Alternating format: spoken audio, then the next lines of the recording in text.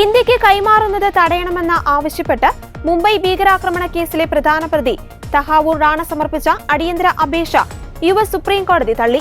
റാണയെ ഇന്ത്യക്ക് കൈമാറുവാൻ യുഎസ് കോടതി നേരത്തെ ഉത്തരവിട്ട പശ്ചാത്തലത്തിൽ രക്ഷപ്പെടുവാനുള്ള അവസാന വഴിയായിരുന്നു ഈ അപേക്ഷ.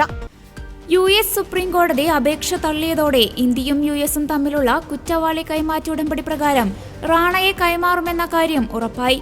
റാണയെ കൈമാറണമെന്നത് കുറെ കാലമായുള്ള ഇന്ത്യയുടെ ആവശ്യമാണ്. മുംബൈ ഭീകരാക്രമണ കേസുമായി ബന്ധപ്പെട്ട് യുഎസിലെ ജയിലിൽ കഴിയുകയാണ് റാണ.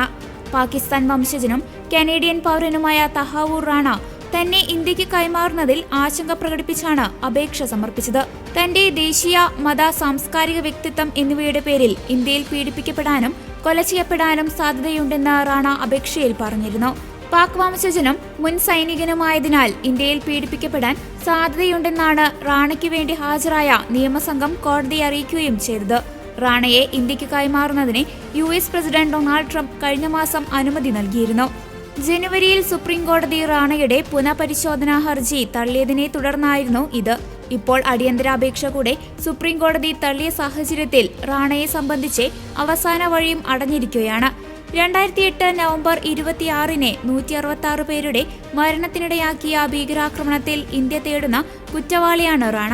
പാക് ഭീകര സംഘടനകൾക്കു വേണ്ടി മുംബൈയിൽ ഭീകരാക്രമണം നടത്താൻ സുഹൃത്തും യുഎസ് പൗരനുമായ ഡേവിഡ് കോൾമാൻ ഹെഡ്ലിക്കൊപ്പം ഗൂഢാലോചന നടത്തിയതിനാണ് റാണ ഇന്ത്യയിൽ നിയമ നടപടി നേരിടുന്നത്. ഭീകര സംഘടനയായ ലഷ്കർ-ഇ തോയ്ബയ്ക്ക് സഹായം നൽകിയ കേസിൽ 2011-ൽ യുഎസ് കോടതി ഇയാളെ ശിക്ഷിച്ചിരുന്നു.